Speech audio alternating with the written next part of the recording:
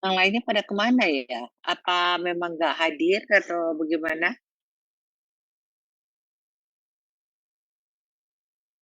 Ada yang masih di jalan. Ada yang masih di jalan ya? Apa kita mulai aja dulu ya dengan materi sebentar ya. Saya masuk ke dulu materi saya dulu.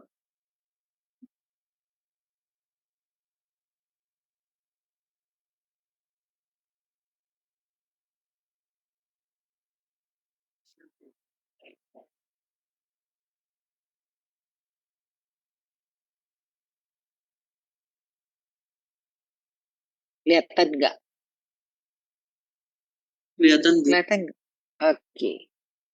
Kita masuk aja dulu ya sambil kita tunggu yang lain. Karena ingin dapat materi, saya share dulu materinya. Ini kita hari ini kita belajar tentang filsafat dan etika ya. Apa itu filsafat dan etika? Next slide, 3.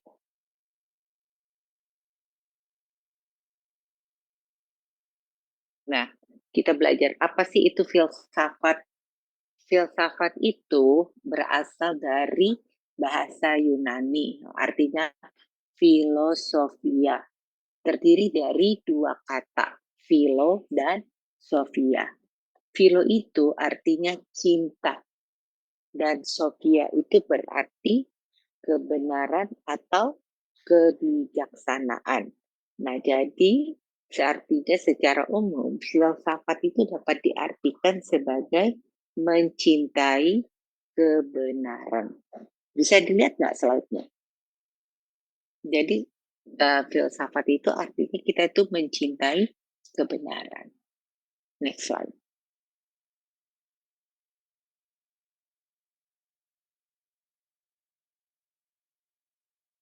Ini ada pendapat yang mengatakan ya, diambil dari buku Adib, yang menyatakan bahwa filsafat itu sebenarnya sebagai pengetahuan yang metodis, sistematis, dan koheren tentang seluruh kenyataan.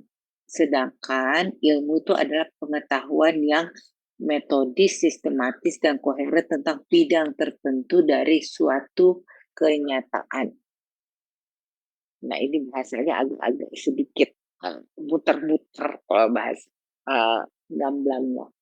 Nah, ada lagi yang menyatakan bahwa filsafat itu adalah kegiatan intelektual yang metodis dan sistematis secara refleksi menangkap mana yang hakiki keseluruhan yang ada. Nah, objek filsafat ini biasanya dia bersifat universal. Dia mencakup segala yang dialami oleh manusia. Ada lagi pendapat dari Sutriyono dan Hanafi yang mengemukakan bahwa filsafat itu berarti cinta kebijaksanaan. Nah, kebijaksanaan itu berarti kebenaran sejati atau kebenaran yang sesungguhnya. Nah, dengan demikian filsafat artinya hasrat atau keinginan yang sungguh akan kebenaran sejati. Dengan kata lain, filsafat adalah ilmu pengetahuan yang menyelidiki hakikat segala sesuatu untuk memperoleh kebenaran. Next slide. Berdasarkan definisi yang tadi Ibu sampaikan, jadi beberapa ahli memberikan definisi filsafat itu berbeda-beda. Pasti pernah dengar dong yang namanya Plato, ya kan? Aristoteles. Nah, ini dua ahli filsafat yang sangat-sangat terkenal, atau kita bilang juga filsuf dari Yunani. Nah, Plato ini hidup di tahun sebagai sejarah ya, 427 sampai 347 sebelum Masehi. Dia menyatakan bahwa pengertian filsafat yang berkaitan dengan ilmu pengetahuan yang berminat mencapai kebenaran yang asli. Ini pendapat dari Plato. Sangat terkenal sekali si Plato ini. Terus ada juga pendapat dari Aristoteles. Dia ada di era 382 sampai 322 sebelum Masehi. Dia sebagai murid daripada si Plato. Jadi Plato lebih tua dari si Aristoteles. Dia memberikan pengertian bahwa filsafat itu adalah ilmu pengetahuan yang meliputi kebenaran dan di dalamnya berisikan ilmu-ilmu metafisika, logika, etika yang kita pelajarin ini itu bagian dari filsafat ya. Retorika, di dalamnya juga ada ekonomi, politik, estetika, dan sebagainya. Next slide. Nah, ada pendapat dari Louis Althusser dalam Ruslan, ada bukunya ya, menyatakan bahwa terdapat ada beberapa butir pemikiran di dalam filsafat. Ini Ibu ambil yang common aja biasa ya. Filsafat itu harus merupakan sesuatu yang bersifat konsepsional. Jadi dia harus ada yang mempunyai berkonsep. Nah, pemikiran filsafat itu harus yang bersifat rasional. Jadi kalau kalian bicara tentang filsafat atau filsafat harus bersifatnya konsep dan rasional. Nah, tahu nggak arti koheren? Dari depan Ibu selalu bilang koheren, koheren. Apa sih arti koheren? Runtut. Nah, dan filsafat itu harus bersifat runtut atau koheren. Runtut itu artinya berurut gitu.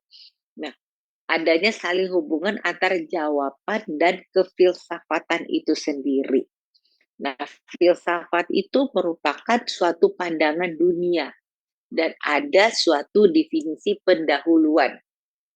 Nah, ini jelas banget. Jadi kalau kita bicara tentang filsafat tuh harus ada konsep yang sangat rasional dan dia harus bersifat runtut atau runut berurut dan harus ada saling hubungan antara jawabannya dan dia merupakan suatu pandangan dunia dan ada suatu definisi pendahuluan.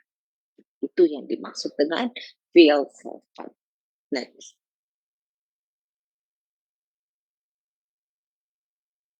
Filsafat itu merupakan ilmu pengetahuan yang ingin mencapai hakikat kebenaran asli dengan pemikiran yang tadi ya, rasional, ada metodologinya, ada sistematisnya. Jadi dia nggak boleh kesana kesini, dia harus berurut, integral, ada istilahnya mikrokosmos, ada istilahnya makrokosmos. Nah, ini kan kalian udah kuliah ya, harus bedain dengan anak-anak SMP, SMA. Jadi udah bahasanya agak-agak sedikit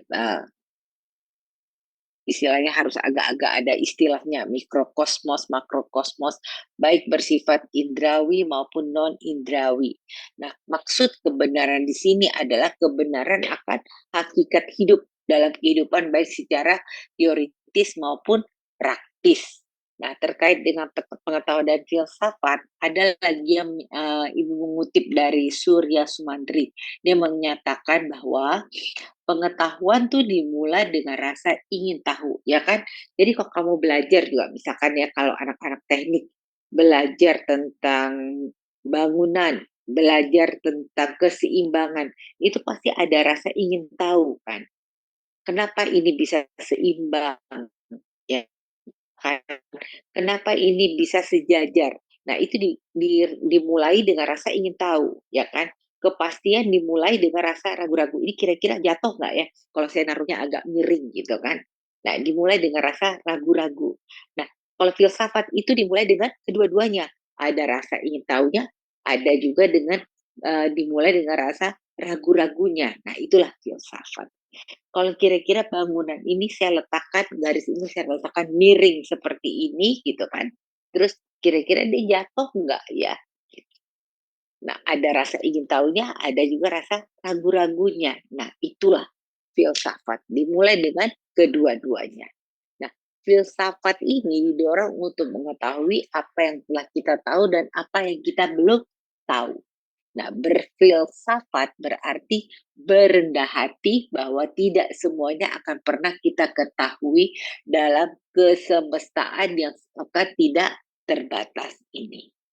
Next. Filsafat itu sebagai suatu ilmu pengetahuan ada cabang-cabangnya juga gitu kan. Kayak kalian belajar teknik, ya kan, teknik sipil ada cabang-cabangnya juga kan. Nah, ada struktur, ada apa gitu kan, kekhususannya. Nah, filsafat juga sama. Nah, filsafat pada awal perkembangannya masih merupakan ilmu pengetahuan yang umum, sehingga disebut sebagai induk segala ilmu pengetahuan, karena dia bersifat umum. Sama kayak kamu belajar kedokteran, masih ada sifatnya dokter umum, tapi nanti ada subspesialisasinya. Sama juga kayak kamu di fakultas teknik, masih teknik sipil, masih umum, tapi nanti kan ada subspesialisasinya. Apakah jembatan, ya kan? Apakah bangunan bertingkat, ya kan?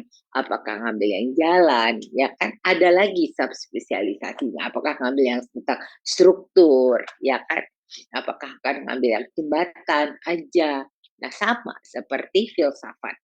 Kalau dia masih berinduk sebagai yang umum, mempelajari umum, maka dia sebagai induk segala ilmu pengetahuan. Nah, saat ini filsafat lebih membahas suatu masalah yang bersifat khusus dan berkaitan dengan filsafat tentang manusia dengan segala tindak tanduknya. Baik itu alam semesta dengan gejala keagamaannya, adat istiadatnya, kebudayaannya, bahasanya, hukumnya, politiknya, ilmu pengetahuannya, dan sebagainya sesuai dengan kemajuan teknologi. Baik itu teknologi informasi yang lebih canggih, cepat, dan akurat. Next slide. Pokok permasalahan yang dikaji filsafat itu ada 3 segi. Nah, ini yang harus kita lihat. Salah satunya yang disebut dengan logika. Apa sih logika? Apa yang disebut benar dan apa yang disebut salah? Nah, itu kita pakai apa? Logik gitu kan. Kadang-kadang pakai dong logikanya. Bener nggak? Salah nggak? Yang bergerak tuh apa? Logika. Tapi kalau udah bicara baik nggak, buruk nggak, itu bicara apa? Etika, ya kan? Tapi kalau udah bilang bagus nggak, beda ya. Baik, buruk sama bagus sama indah atau jelek itu estetika. Ingat ya, kalau baik atau benar itu adalah logika. Tapi kalau kita bicara baik atau buruk, itu kita bicaranya etika. Tindakan saya benar nggak? Tindakan saya salah nggak? Itu kita bicara logika. Apa yang saya buat nih baik nih buat masyarakat. Apa yang saya baik buat nih buruk buat masyarakat. Itu kita udah bicara etika. Aduh, ini indah nggak ya kalau saya letakkan di sini garis ini? Oh, kalau ini saya letakkan di sana jelek nggak ya? Itu kita udah bicaranya estetika. Nah, disinilah ketika cabang utama filsafat ini masuk ke dalam 3 utama ini, 3 segi, logika, etika, dan estetika. Ya, diingat, bukan dihafal, diingat. Jadi 3 sendi kehidupan kita yang ada di dalam kehidupan yang berfilsafat harus menggunakan tiga, tiga sendi ini. Logika, etika, dan estetika. Anak-anak teknik sipil, ya, dalam membangun apapun yang kalian bangun, baik itu jembatan, baik itu struktur, baik itu bangunan, ya kan, baik itu kalian membangun apapun, yang kalian harus pegang 3, harus menggunakan logika, harus ada etikanya, harus ada segi estetikanya. Gak mungkin bangun jembatan gak ada estetikanya. Gak mungkin bangun struktur gak ada estetikanya. Ya kan? Nggak mungkin juga membangun sesuatu yang nggak ada etikanya.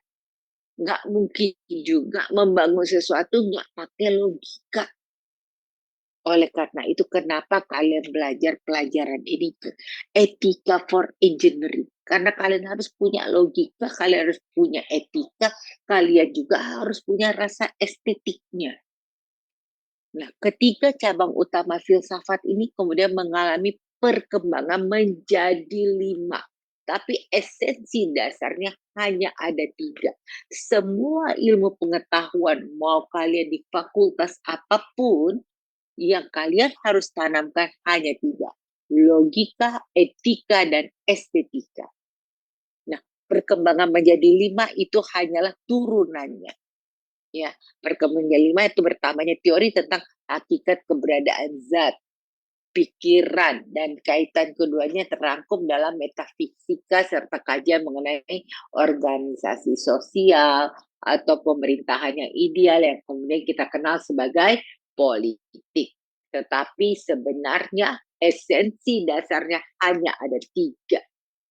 Kalau kalian nanti ujian ditanya, apa sih pokok permasalahan yang dikaji dalam semua ilmu pengetahuan? Cukup jawab tiga segi, logika, etika, dan estetika. Logika mengkaji masalah benar apa salah. Ingat ya, etika mengkaji, jangan salah, jangan kebalik-balik. Etika mengkaji apa baik atau buruk, estetika mengkaji indah atau jelek. Jangan kebalik-balik loh. Etika baik buruk, estetika indah atau jelek, logika benar atau salah. Oke, next slide. Kadang-kadang suka kebalik-balik nih, logika apa ya, baik buruk, estetika benar salah, bukan, harus terminologinya harus dilihat. Nah, berdasarkan perkembangan filsafat ya, ada pendapat dari Ruslan dan Surya Sumantri yang kita sadut telah menggolongkan filsafat sebagai berikut. Logika, yaitu tentang membahas bagaimana hukum-hukum penyimpulan yang benar, ya kan, benar salah itu logika. Metodologi, ya kan, kalian belajar metodologi penelitian, yaitu membahas tentang penyelidikan, metodologi penelitian dan pengamatan. Metafisika, yaitu membahas tentang segala sesuatu yang ada. Ontologi, membahas tentang hakikat segala sesuatu yang ada. Kosmologi, membahas tentang bagaimana keadaan sehingga kenyataan itu dapat berjalan dengan teratur dan sistematis. Epistemologi, yaitu membahas tentang kebenaran. Biologi kefilsafatan, yaitu membahas tentang hakikat hidup. Psikologi kefilsafatan, yaitu membahas tentang hakikat hidup. Psikologi kefilsafatan, yaitu membahas tentang arti jiwa. Antropologi kefilsafatan, ya, membahas tentang manusia. Politik itu filsafat pemerintahan, atau sosiologi kefilsafatan, yaitu membahas tentang masyarakat organisasi dari suatu negara. Etika membahas apa? Baik dan yang tidak baik. Estetika membahas tentang keindahan. Filsafat agama membahas tentang agama. Next. Ada lagi tuh aliran dalam filsafat. Bedakan ya. Nah, bahwa secara garis besar terdapat dua aliran utama dalam filsafat. Ada yang disebut realisme dan ada juga idealisme. Aliran realisme merupakan aliran yang berpandangan bahwa pengetahuan manusia yang benar adalah apa yang sesungguhnya yang ada, baik dalam arti realita ataupun kenampakan. Sementara itu aliran idealisme menyatakan bahwa pengetahuan manusia tidak lain apa yang tergambar di dalam jiwanya. Itu idealis tuh, di dalam jiwanya. Kalau realita, realistisnya, apa yang dinampakkan. Sedangkan yang nyata terlihat bukan sebenarnya, melainkan gambaran luarnya semata. Next. Apa sih fungsi filsafat dan kegunaannya? Nah, filsafat itu mempunyai kegunaan, baik teoritis maupun praktis. Nah, dengan mempelajari filsafat, orang akan bertambah pengetahuannya melalui penyelidikan segala sesuatu lebih mendalam dan lebih luas, sehingga akan sanggup menjawab semua pertanyaan secara lebih mendalam dan lebih luas. Filsafat mengajarkan hal-hal yang praktis, yang oleh karena itu mempunyai kegunaan praktis juga. Banyak aliran filsafat yang dapat dipraktekkan, misalnya etika, logika, estetika, dan sebagainya.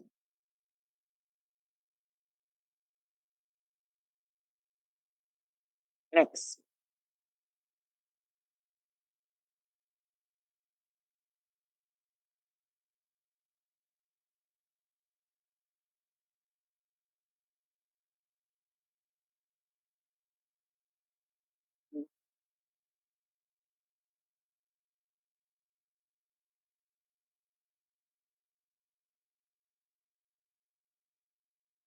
Melatih diri, jadi sutradara mengungkap bahwa kegunaan dari filsafat adalah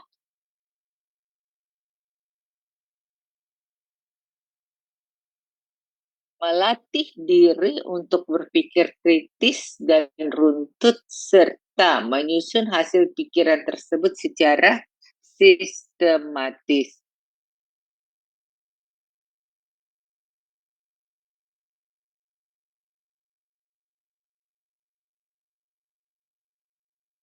Menambah pandangan dan cakrawala yang lebih luas agar tidak terpikir dan bersikap sempit dan tertutup.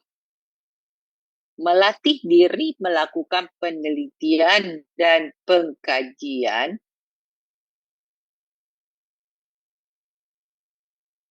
dan memutuskan atau mengambil kesimpulan mengenai sesuatu hal secara mendalam dan komprehensif. Menjadikan diri bersifat dinamis dan terbuka dalam menghadapi berbagai problem. Sebentar ya, maaf ya, Ibu ngangkat telepon dulu sebentar. Ibu maaf, saya sedang mengajar. Nanti boleh saya telepon? Ya, maaf. Ya. Oke, saya teruskan ya. Diri menjadi manusia yang penuh toleransi dan tenggang rasa.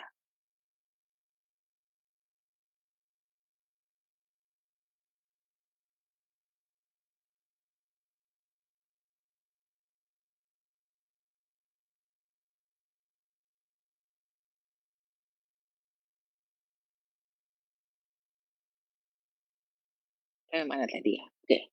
Menjadi alat yang berguna bagi manusia baik untuk kepentingan pribadi maupun dalam hubungannya dengan orang lain. Menyadari akan kedudukan manusia baik sebagai pribadi maupun dalam hubungannya dengan orang lain. Menjadikan manusia lebih taat kepada Tuhan. Next slide.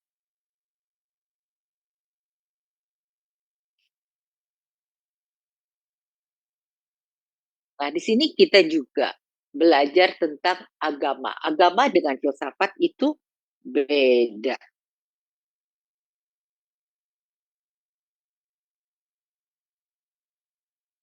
Kok jadi gede sekali nih, Sri. Untuk memperoleh pemahaman tentang agama, beberapa pengertian dan definisi tentang agama adalah sebagai berikut. Ya, Agus M. Haryana mengutip pengertian agama.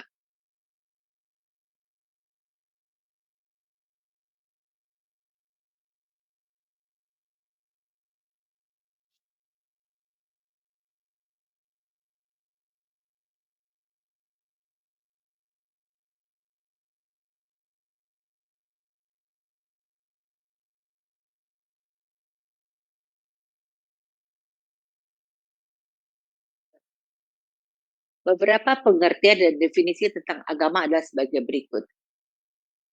Agus M. Haryana mengutip pengertian agama dari Ensiklopedia Indonesia, menyatakan bahwa agama berasal dari bahasa Sanskerta, yaitu dari kata A, berarti tidak, Gam berarti pergi, dan A berarti bersifat atau keadaan. Jadi, istilah agama berarti bersifat tidak pergi. Dia tetap lestari, kekal, dan tidak berubah. Dengan demikian, agama itu berarti pegangan atau pedoman bagi manusia untuk mencapai hidup kekal. Itu arti kata agama. Jadi A itu berarti tidak, gam itu berarti pergi, dan agam, ya kan? Dan gam dan A di belakang berarti keadaan. Jadi agama berarti bersifat tidak pergi, tetap lestari, kekal, dan tidak berubah.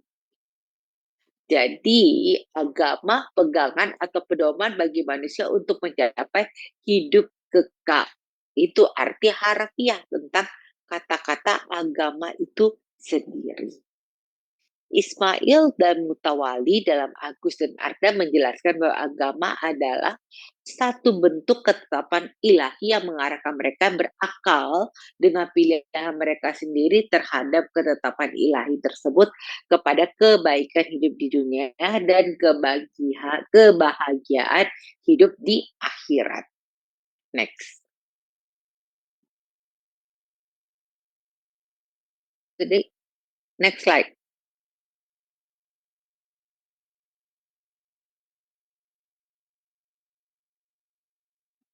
Berdasarkan beberapa definisi tentang agama tersebut, maka dapat dinyatakan bahwa terdapat beberapa unsur utama dalam agama sebagai berikut.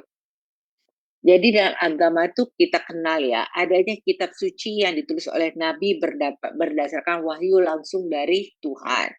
Adanya suatu lembaga, ini secara general ya, saya tidak mengarah kepada satu agama tertentu. Adanya suatu lembaga yang membina, menuntun umat manusia dan menafsirkan kitab suci bagi kepentingan umatnya. Setiap agama secara garis besar mempunyai pedoman tentang fatwa agama, dogma, doktrin, atau filsafat tentang ketuhanan.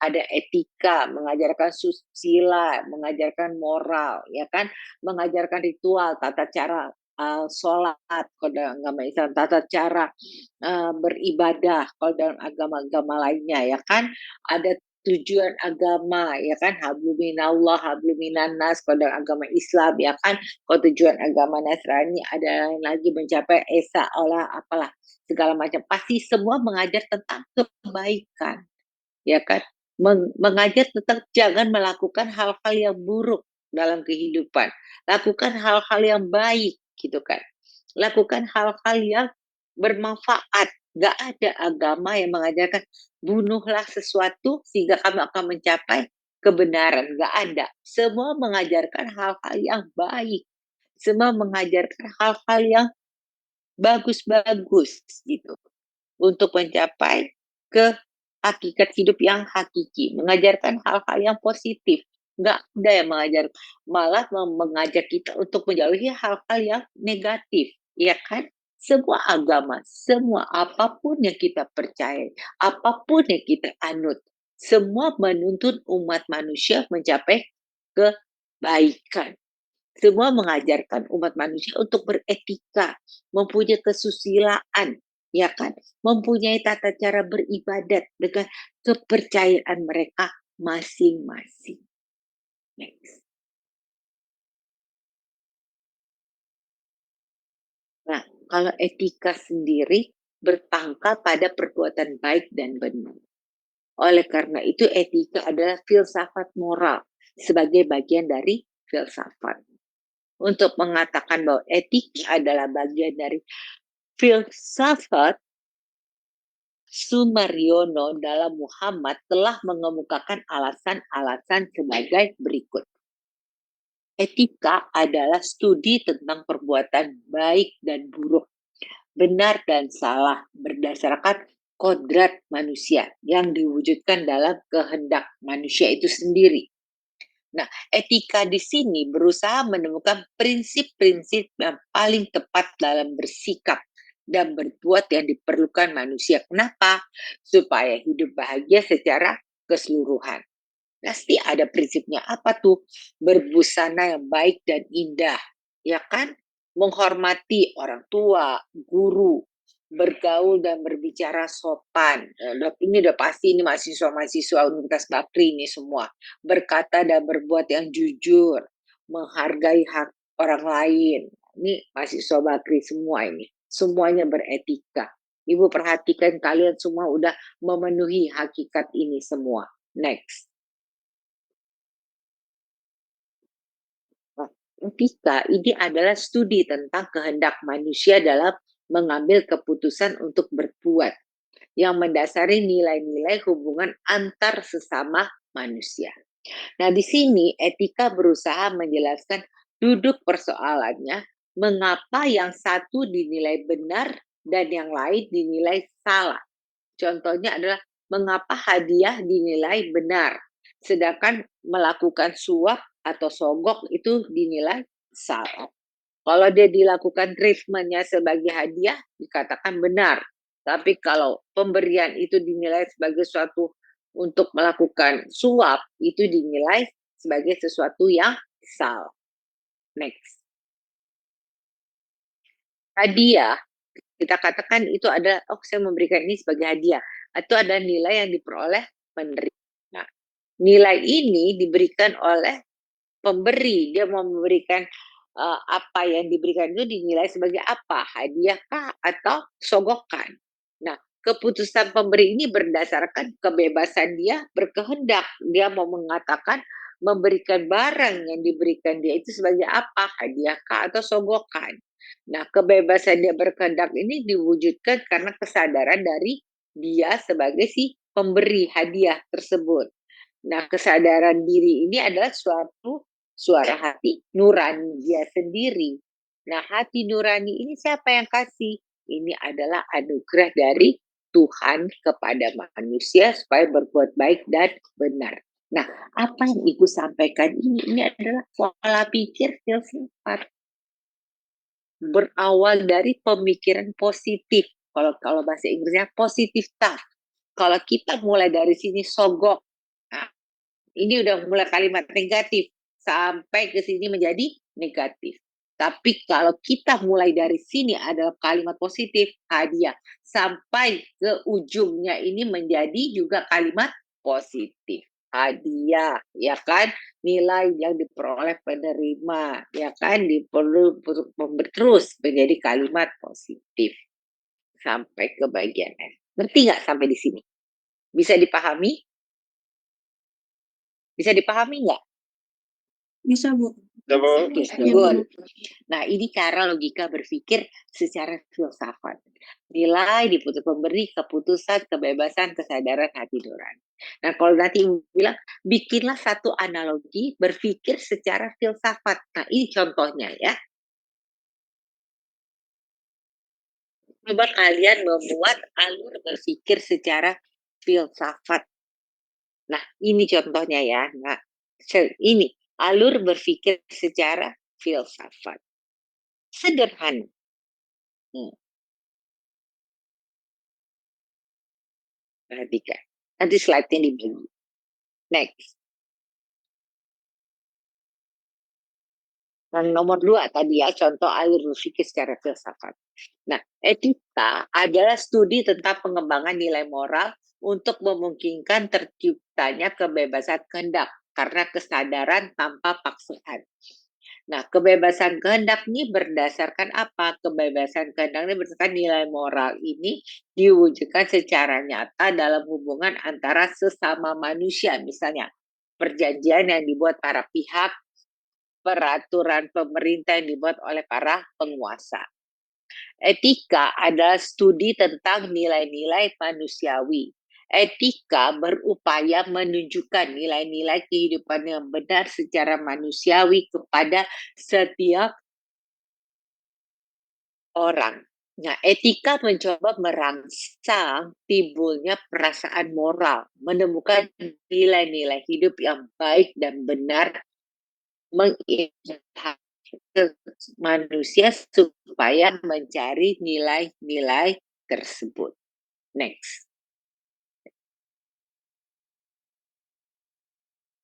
Berdasarkan definisi tersebut dapat disimpulkan bahwa etika itu mempunyai banyak arti. Namun demikian, setidaknya arti etika dapat dilihat dari dua sisi atau dua hal. Ada disebut sebagai etika praktis di sini. Bukan praksis ya, praktis. Sama dengan moral atau moralitas yang berarti adat istiadat, kebiasaan, nilai-nilai, dan norma-norma yang berlaku dalam kelompok atau masyarakat. Nah, etika sebagai ilmu pengetahuan, yaitu pemikiran atau penilaian moral. Nah, dalam taraf ini, ilmu etika merumuskan suatu teori, konsep, asas, atau prinsip-prinsip tentang perilaku manusia yang dianggap baik atau tidak baik. Next.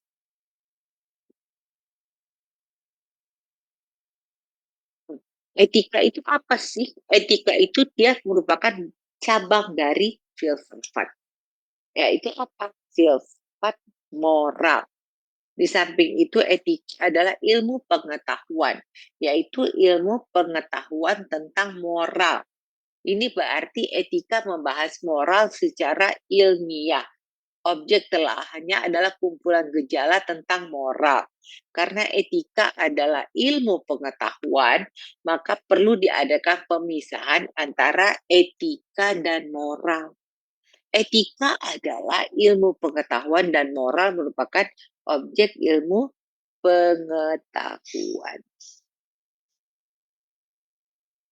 Nah, pengetahuan ada lagi nih. Apa sih pengetahuan? Kan?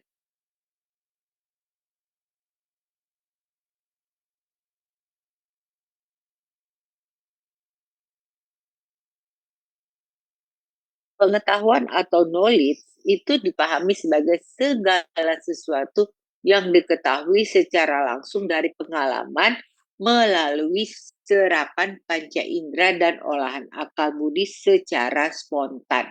Dengan kata lain, ada pendapat Sanjaya ini mengemukakan bahwa pengetahuan itu apa sih? Merupakan suatu disiplin berpikir ilmiah. Nah, jadi pengetahuan tuh disiplin berpikir secara apa? Secara asal-asalan atau bukan? Enggak, dia berpikir secara ilmiah yang disusun secara metodis, sistematis, dan koheren. Tadi koheren tuh berurutan ya, tentang seluruh kenyataan pada dimensinya yang paling mendalam. Next slide. Ini lagi, kita kutip lagi pendapat si Sanjaya ini.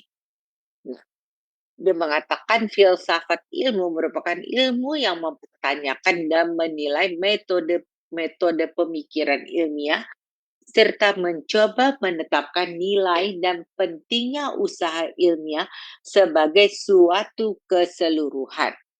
Nah, definisi lain menurut Klemki dalam Sanjaya bahwa filsafat ilmu adalah upaya untuk mengerti tujuan, metode dan struktur logis suatu ilmu melalui metode analisis yang logis dari tujuan, metode kriteria, konsep hukum dan teori dari ilmu.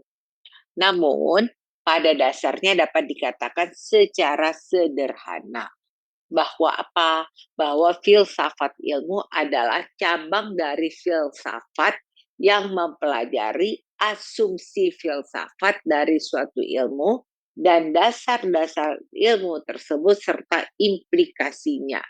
Dengan demikian dari filsafat ilmu kita mengungkap hakikat dari ilmu itu sendiri. Nah, pengungkapan ilmu tersebut dimulai dari pemikiran bagaimana, bukan demikiran ya, pemikiran maksudnya. Bagaimana memperoleh ilmu atau pengetahuan tersebut. Nah, pada dasarnya ada 3 landasan pokok untuk memperoleh pengetahuan, yaitu apa yang akan diketahui. Kita katakan dia adalah ontologi. Bagaimana cara memperoleh pengetahuan atau kita kenal juga dengan epistemologi dan apa nilai pengetahuan tersebut bagi kita atau kita sebut juga aksiologi. Next slide. Ontologi ini dia membicarakan tentang realitas suatu objek apakah sesuai dengan wujud penampakannya atau tidak. Nah, dari landasan ontologi ini timbul tuh berbagai filsafat seperti idealisme, rasionalisme, empirisme, materialisme, dan sebagainya. Ingat ya, epistemologi, tadi kita udah katakan di sebelumnya ya, slide sebelumnya. Dia merupakan cabang filsafat yang berbicara apa? Asal, sifat, metode, dan batasan pengetahuan manusia. Dia mengemukakan bahwa epistemologi menyoroti cara teknik dan metode untuk apa? Memperoleh ilmu. Nah, metode tersebut dapat berupa metode non-ilmiah. metode ilmiah dan metode problem solving. Tujuan utamanya adalah menemukan teori, prinsip, dan hukum baru. Aksiologi dinamakan juga teori nilai. Dia juga mengemukakan bahwa pada aksiologi dinilai secara moral apa nilai dan kegunaan suatu ilmu, atau dengan kata lain, apakah ilmu tersebut mampu meningkatkan kesejahteraan dan kemaslahatan manusia. Aksiologi ini kemudian melahirkan etika dan estetika juga. Next slide. Lebih lanjut, ada lagi nih pendapat dari Sutrisno dan Hanafi. Dia mengatakan ada 3 teori pokok tentang kebenaran keilmuan. Nah, jadi ilmu itu juga ada teori pokoknya, yaitu teori saling hubungan. Disebut juga dengan koherensi teori.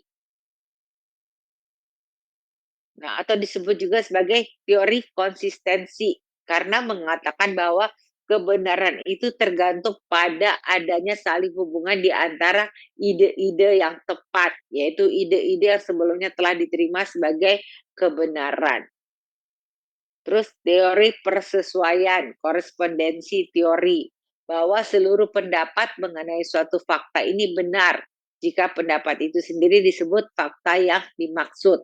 Dengan kata lain, kebenaran adalah persesuaian antara pernyataan tentang fakta dan fakta itu sendiri.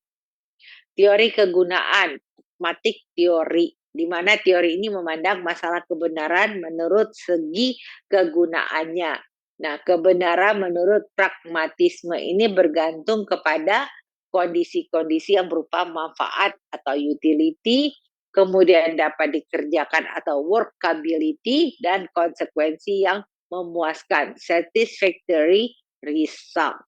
Jadi, ada 3 teori yang paling penting tentang kebenaran keilmuan. Jadi ilmu aja ada teorinya tentang kebenaran.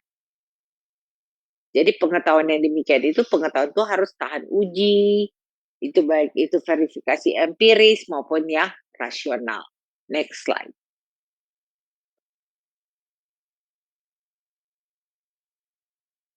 Next. Ada nggak sih hubungan agama sama etika? Ada nggak? Pastinya ada. Manusia itu siapa? Kita apa berdiri sendiri atau kita diciptakan? Kita adalah makhluk yang diciptakan Tuhan, karena kita mempunyai kita adalah paling tertinggi. Kenapa? Dibandingkan dengan makhluk-makhluk lainnya. Karena kita diberikan kelebihan akal dan pikiran dibandingkan dengan makhluk ciptaan lainnya. Karena kita berkat pikiran kita lah, hanya kita bisa mempelajari yang namanya hakikat kebenaran melalui proses penalaran, serta mampu menyadari adanya kekuatan yang tidak terbatas di luar diri kita dan bisa menciptakan dan mengatur yang namanya eksistensi alam raya. Next. Ingat ya, etika itu tidak bisa menggantikan agama. Ingat. Tetapi di lain pihak etika juga tidak bertentangan dengan agama. Bahkan diperlukan oleh agama. Agama apapun. Karena di dalam agama pasti ada etika. Ada 2 masalah dalam bidang moral agama yang tidak dapat dipecahkan tanpa menggunakan metode-metode etik. Ada yang namanya masalah interpretasi terhadap perintah atau hukum yang termuat dalam wahyu. Masalah ini menyangkut pertanyaan bagaimana kita harus mengartikan sabda Allah yang termuat dalam wahyu. Masalahnya tidak terletak pada sudut wahyu itu sendiri, melainkan pada sudut manusia yang harus menangkap maksudnya, di mana manusia secara hakiki terbatas dalam pengetahuannya. Maka kita tidak pernah mendapatkan kepastian 100% apakah kita memahami maksud Tuhan yang termuat dalam wahyu secara tepat.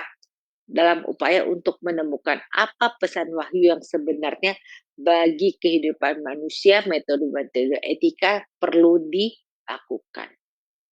Bagaimana masalah-masalah moral yang baru, yang tidak langsung dibahas dalam wahyu, dapat dipecahkan sesuai dengan semangat agama itu sendiri. Nah, masalah ini adalah bagaimana menanggapi dari segi agama. Masalah-masalah moral yang pada waktu wahyu diterima belum dipikirkan. Masalah-masalah tersebut dalam kitab wahyu tidak dibicarakan secara eksplisit untuk mengambil sikap yang dapat dipertanggungjawabkan terhadap masalah-masalah itu diperlukan oleh etika. Bu rasa ini terakhir dari slide-nya. Next. Terima kasih. Jadi ini yang kita pelajari malam ini. Nah, sekarang Ibu kembalikan ke kelas. Masih ada energi enggak untuk presi? Atau mau kita lanjutkan minggu depan aja presentasinya, tapi tidak ada presentasi dari Ibu. Bagaimana kelas?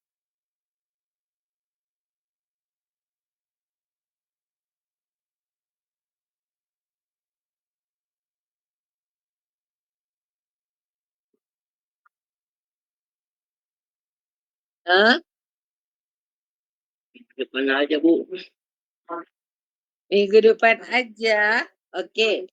Nggak apa-apa. Ibu sih terserah kepada kalian semua. Kalau kalian menginginkan minggu depan, boleh. Tetapi kan ini kan ada berapa kelompok ya? Tunggu sebentar, Ibu lihat. Ada 9. 9. Tapi 9 kan kita kan belajar berapa jam ya? Sebentar. Boleh. Kelas kita demokratis. Kita belajar. Halo.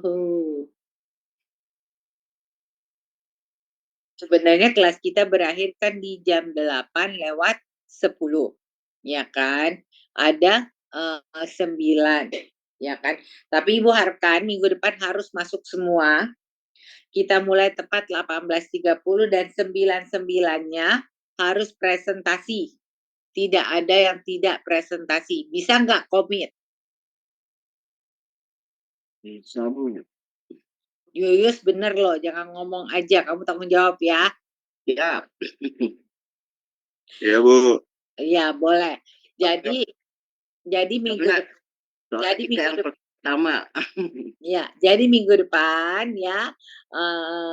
Jadi minggu depan kita mulai dari kelompok ganjil genap ya.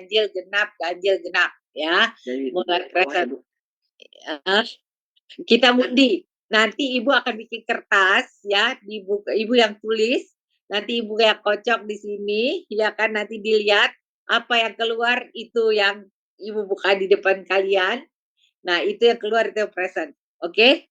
Jadi tidak ada yang jadi nggak ada yang Ibu tunjuk, nanti Ibu yang kocok di sini, nanti Ibu ambil, nanti kita lihat sama-sama siapa yang duluan. Oke? Nah, jadi minggu depan kita presentasi, tidak ada pelajaran dari Ibu, khusus presentasi. Masing-masing 10 menit, 10 menit, 10 menit. Oke? Selesai nggak selesai 10 menit, 10 menit, 10 menit. Jadi 90 menit. Terus pertanyaan 5 menit, 5 menit. Oke, harus masuk semua ya, komit ya, kan cuma online. Nggak boleh nggak masuk. Kalaupun nggak mau ikutan, ya minimal gambarnya ikutan. Sri, udah di absen belum adik-adiknya semua ini, 42 mahasiswa? Sri. Belum, Bu. Ayo di absen Belum. dulu. Ayo. Belum, Ibu. Ayo di absen dulu, di absen dulu.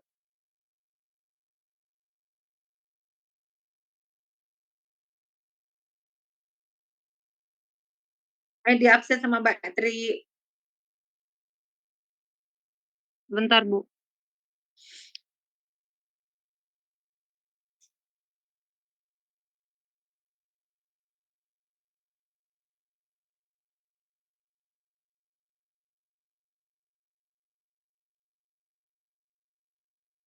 Silakan di-scan QR code-nya ya.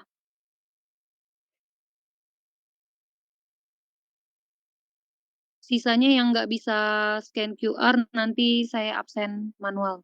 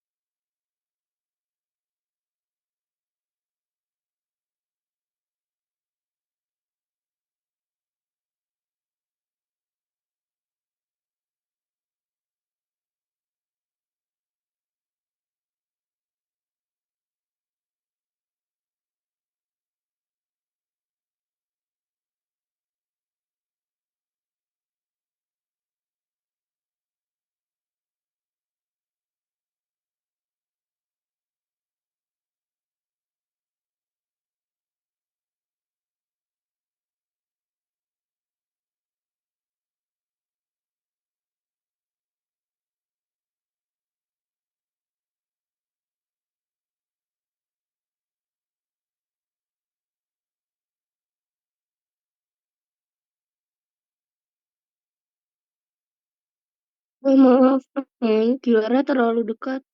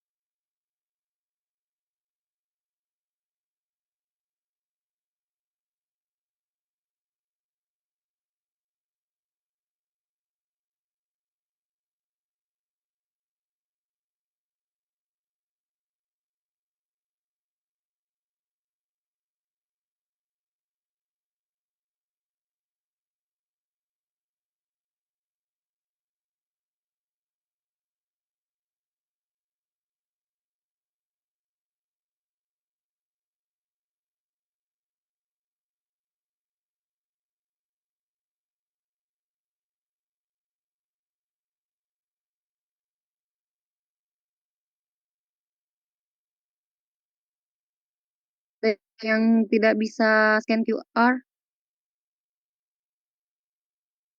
Padahal itu ada yang bilang lagi di jalan. Oke. Saya absen dari awal ya.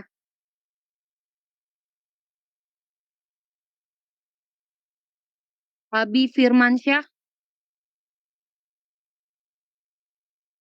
Abi Firmansyah.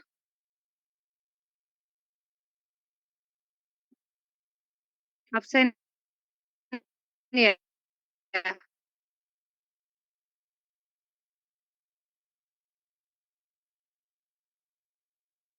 Ahmad Naufal Ramadan. Hadir. Ahmad Naufal Ramadan. Hadir, Bu. Ya, Akbar Wahyudi. Akbar Wahyudi. 3 kali dipanggil kalau nggak ada absen tuh. Akbar Wahyudi. Absen ya. Altaf Maulana. Hadir. Altaf Maulana. Hadir. Altaf Maulana absen. Hadir, Bu, hadir. Anggarati. Altaf itu tadi nyaut. Anggarati. Ada, Mbak. Hadir. Bagas Sugeng Putratama. Hadir, Kak. Bagas Sugeng. Bagas Sugeng, hadir, Kak, Bagas.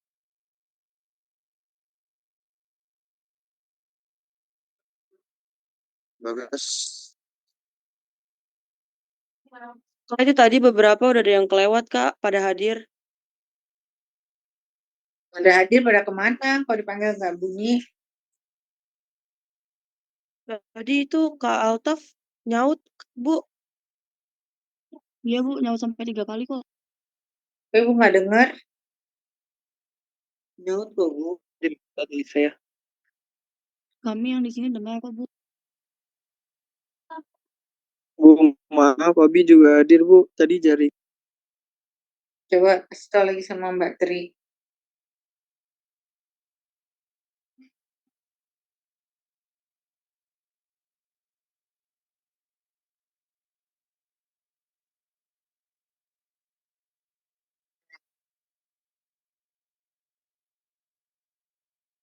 Mbak ya, Ibu yang absen mana nih? Cari ya.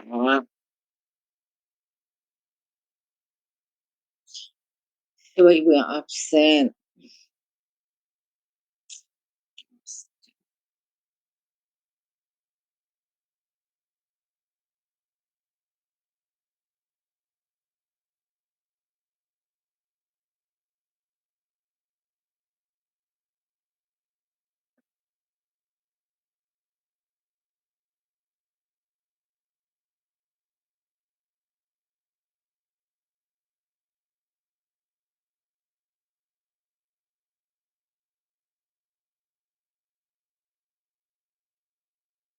Pesan dong.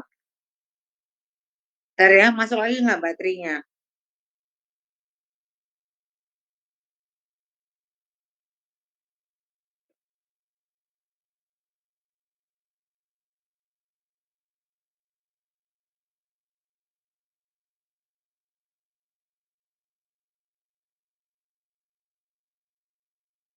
Ini saya Bagas Sugeng Putra. Bagus Sugeng hadir Kak. Oke, Dimas Wahyu Andika. Cepet tuh nanti Mbak Tri hilang tuh ini sinyalnya. Dimas Wahyu Andika. Ada nggak? Dimas Wahyu Andika. Halo. Kemana ini anak-anak? Absen ya. Dimas Wahyu Andika. Dimas Wahyu Andika ada nggak? Elvira Kartika. Elvira Kartika ada, saya bantu ya. Terus siapa lagi? Habibu maaf hadir. Fahmi Nazmi. Hadir Ibu. Fahmi ada.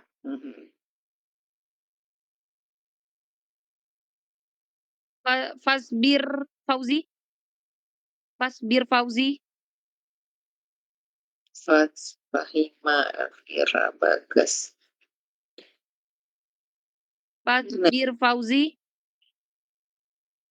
Absen ya. Fazir nggak? Fatimah Zahra. Hadir Kak. Fatima ada. Firly Valen Nurparadisa. Ada. Hadir Pak. Firly ada. Haidar Zaki Habibi. Siapa? Nggak ada. Haidar. Haidar nggak ada nih Haidar. Absen ya Haidar. Haidar nggak ada nih namanya nih. Hani Veronica. Fani. Hani Veronica. Hadir. Coba on screen deh Oke. semua deh biar gampang deh. Biar cepet. Ine Eka Oktavianti. Ina ada.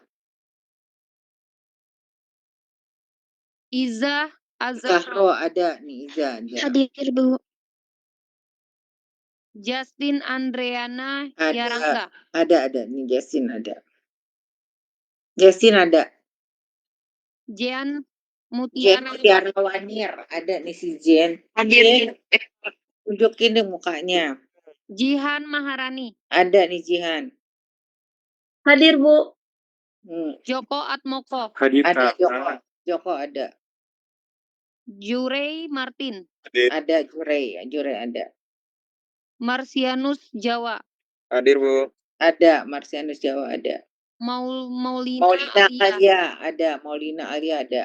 Muhammad Setiawan. Ada. Muhammad Fatin Sahlevi. Ada. Hadir. Muhammad gitu. Kevin Afik. Muhammad Kevin Afik. Kevin ada nih. Muhammad Rafi Rashid. Muhammad Rafi Rashid ada. Hadir Bu. Muhammad Rifki Bahrudin. Ada. Muhammad Faris Hidayatullah. Hadir. Faris ada. Namia Cecilia Cecilia. Hadir Ibu. Namanya hadir. Naya Putri. Ada. Naya ada. Ada. Puja Widya. Cahyani ada. Hadir Bu. Putu Gede. Gede Satya ada. Hadir Bu. Rahma Putri Tanjung. Ada. Hadir Bu. Raihan Oktas. Ada. Saiban. Hadir Mbak, hadir. Rizkika Anastasia. Ada. Rizkika Anastasia ada. Sartika Purnamasari. Ada. Hadir Ibu. Viana Putri. Viana ada. Wahyu M.A. Adriansyah. Wahyu kok nggak di sini nggak ada. Hadir Kak. Wahyu Saputra. Wahyu Saputra. Mana nih Pak? Nggak kelihatan nih. Wahyu mana Wahyu Saputra? Wahyu Saputra. Halo Wahyu Saputra. Wahyu Adriansah yang ada.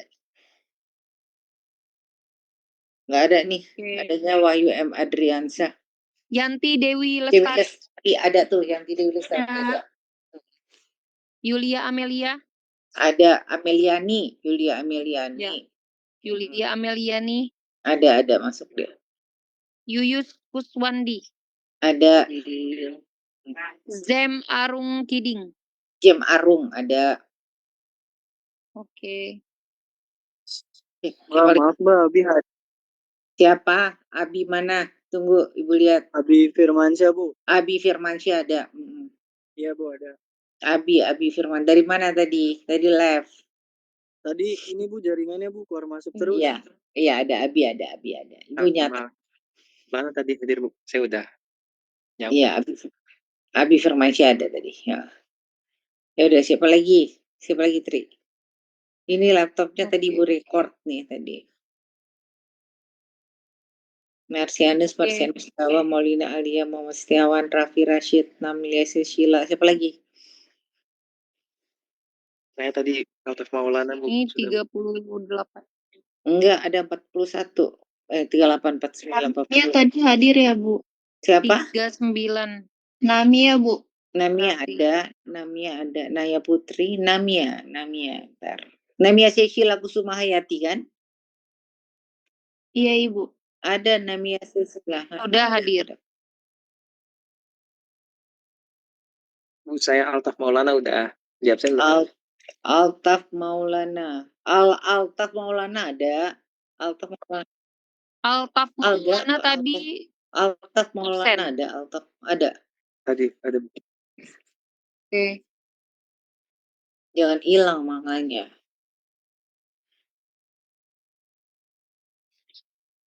Udah Tri. Iza Zahro. Yang stay tune Mama Setiawan nih. Terus dia nggak hilang. Muhammad Setiawan hadir ya Bu? Ada. Ini nempel terus nih di laptop Ibu nih Muhammad Setiawan. ada. Setiawan kamu ada terus kok. Oke.